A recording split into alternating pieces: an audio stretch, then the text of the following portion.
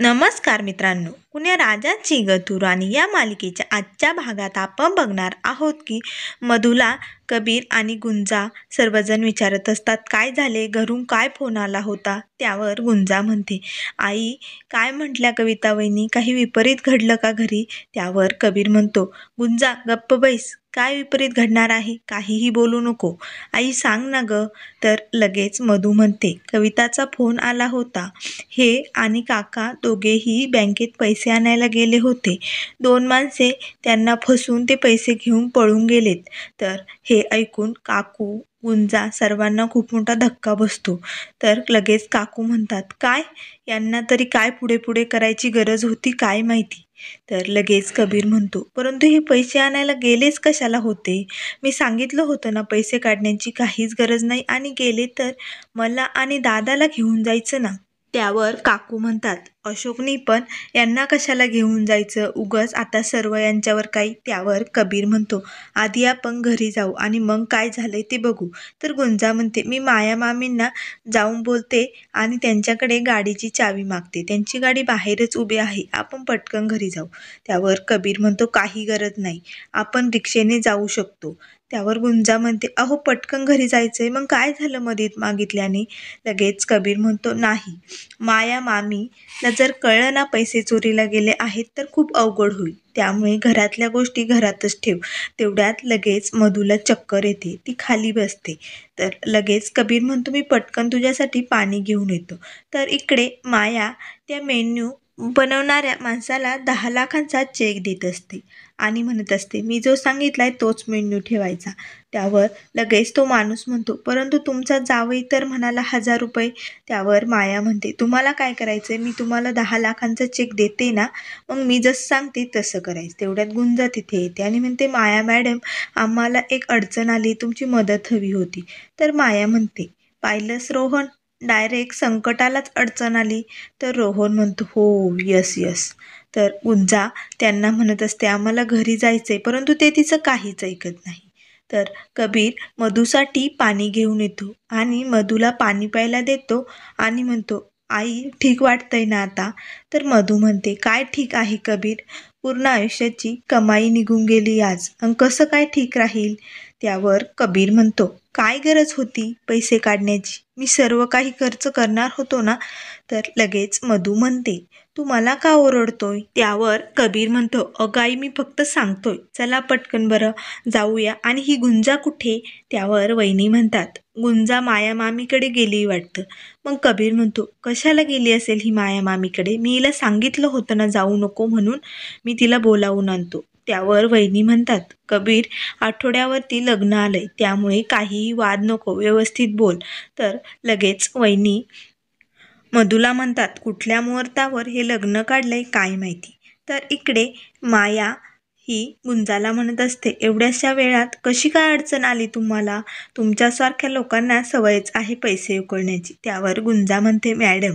माया म्हणते, madam madam म्हणू नको, बंद कर, सारखी आपली पुढे पुढे करत असते, तुझ्यासारख्यांना काय अडचण येणार, ना खूपसत असते, तुला सवयच आहे मालकाच्या पुढे पुढे करण्याची आणि पैसे उकळण्याची.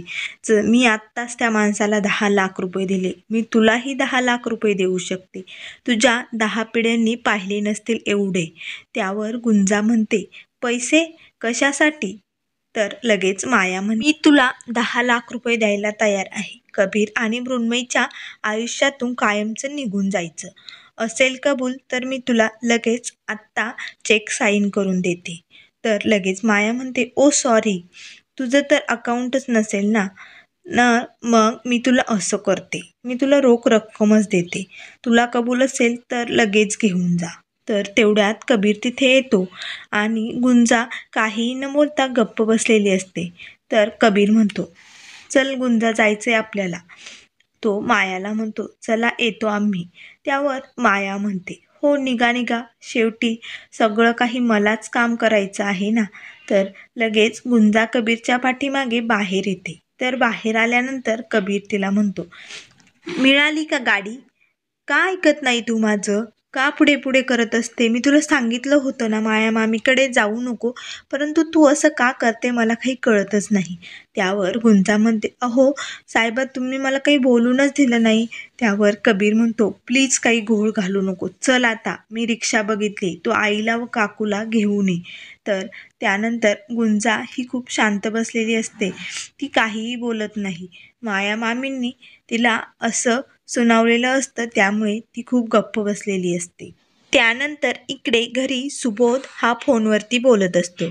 त्याचा एक मित्र पोलीसमध्ये असतो, त्यामुळे तो तिथे काही काम होतं की काय हे बघत असतो. मात्र त्याच्या मित्राचं ट्रान्सफर झालेलं असतं, त्यामुळे काहीच काम होत नाही. मग लगेच सुबोध म्हणतो, ठीक आहे मी फोन ठेवतो.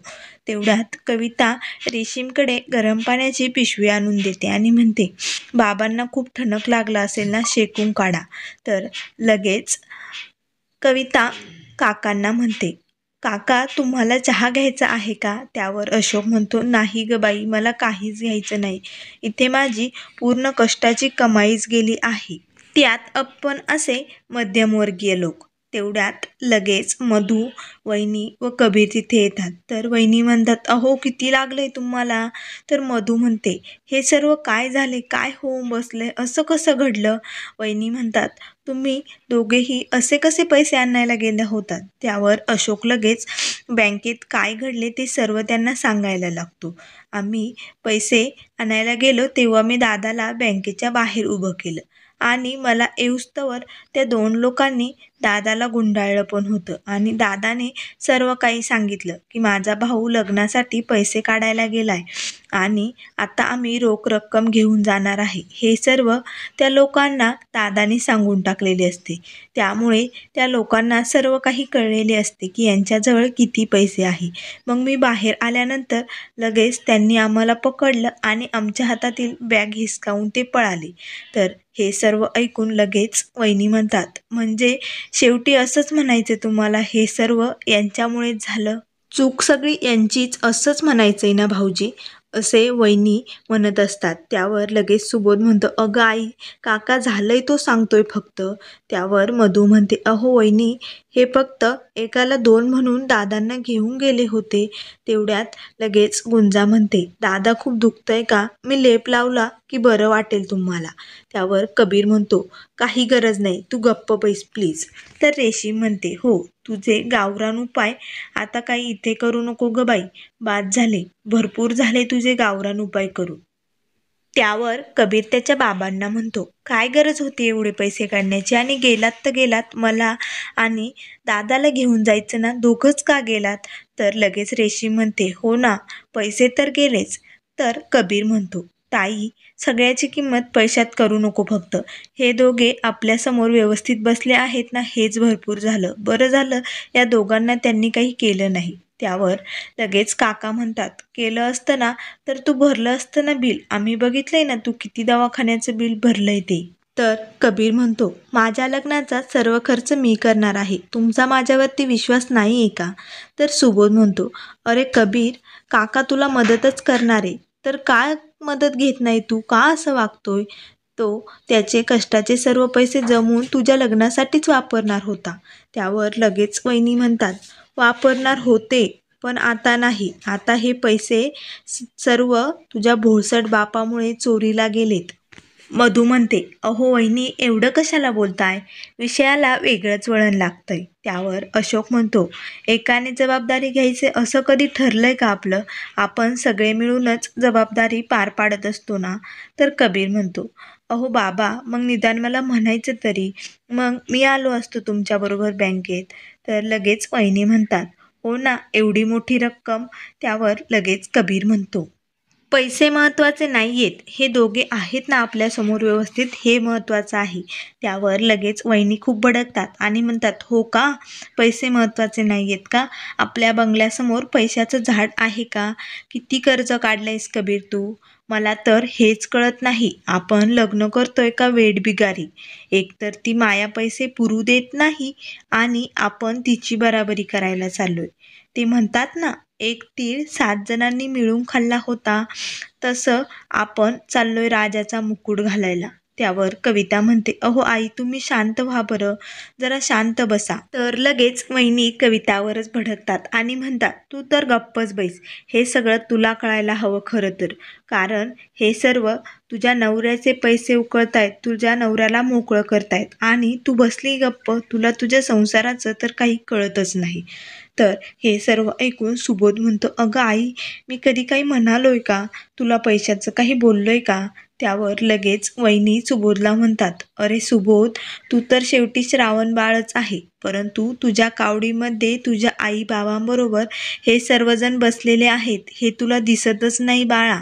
तू या सगळ्यांचा भार ओढतोयस हे तुला कळत नाही. लगेच कबीर म्हणतो, काकू हे सगळं आहे तुझ्या मनात आणि का नाही बोलली तू आधी हे सर्व होतं तर? त्यावर अशोक म्हणतो, मनात रे त्यांच्या कायमच असतं, पण जेव्हा गोड गोड चालू असेल का तेव्हा त्या गप्प बसलेल्या असतात आणि जरा काही घडलं की लगेच तोंड उघडतं त्यांचं. त्यावर वहिनी म्हणतात, जे काही म्हणायचंय ते म्हणा भाऊजी, परंतु मला असं तोंडावरच बोलायला आवडतं. त्यावर लगेच काका म्हणतात, गप्प बैस विजया, तू एक शब्दही बोलू नको. त्यावर वहिनी म्हणतात, तुम्ही तर गप्पच बसाव, तुमच्यामुळे पैसे चोरीला गेलेत असे म्हणतायत भाऊजी. त्यावर काका म्हणतात, खरं तर चूक माझीच आहे. मग लगेच वहिनी म्हणतात, आता पैसे चोरीला गेलेच, आता पैसे कुठून येणार? माझ्या सुबोधच्या खिशातून. तर लगेच कबीर म्हणतो, त्याची काही गरज नाहीये, मी पैशाची व्यवस्था केली आहे. मग लगेच वहिनी म्हणतात, हो का कबीर, बोल ना तू किती पैसे देणार आहे लग्नाला, मग आम्हालाही सुबोधचे पैसे मांडायला. त्यावर लगेच अशोक म्हणतो, वहिनी पैसे चोरीला माझे गेलेत, कबीरचे नाही. त्यावर लगेच वहिनी म्हणतात, हो का, मग किती आहे ते तरी कळू द्या आम्हाला. माझ्या सुबोधकडून किती पैसे जातील हे बघायचंय का तुम्हाला? जा सुबोध हिशोबाची वही घेऊन ये बरं, जा पटकन. मग लगेच सुबोध हिशोबाची वही घेऊन येतो. तर लगेच वहिनी म्हणतात, भाऊजी नीट ऐका बरं का, मंडप वाल्याला देण्यासाठी 70,000, हळदीसाठी 60,000 आणि मंगळसूत्र दागिन्यासाठी जेमतेम 2 ते 3 लाख आणि मधू जेवणाचं तर काय, मायावहिनीने 5,000ला प्लेट ठरवली होती, पण कसं बसं आपण 1,000ला ठरवली. तर गुंजामध्ये बोलायला जाते तर वहिनी म्हणतात, तू गप्प बैस, तू मध्ये काही बोलू नको, हा आमचा घरचा मामला आहे. तर हे सर्व ऐकून लगेच पुढील भागात काका हे विजयाच्या लगेच एक कानामागे मारतात. तर कबीर लगेच काकूजवळ येऊन म्हणतो, काकू ह्या लग्नामुळे जर आपलं घर तुटणार असेल तर मला हे लग्नच तोडायला हवंय. मग लगेच कबीर मृण्मयीला फोन करतो आणि म्हणतो, इथून पुढे आपल्या लग्नाचा विषय बंद, मी हे लग्न करू शकत नाही आणि फोन बंद करतो. तर इकडे गुंजा आपलं सर्व गाठोडं घेऊन मायाकडे पैसे घेण्यासाठी आलेली असते, कारण तिला वाटते आता साहेबाच्या लग्नासाठी हेच पैसे उपयोगात येतील, त्यामुळे आपल्याला इथून निघून जावंच लागेल. त्यामुळे मित्रांनो, अशाच मालिकेच्या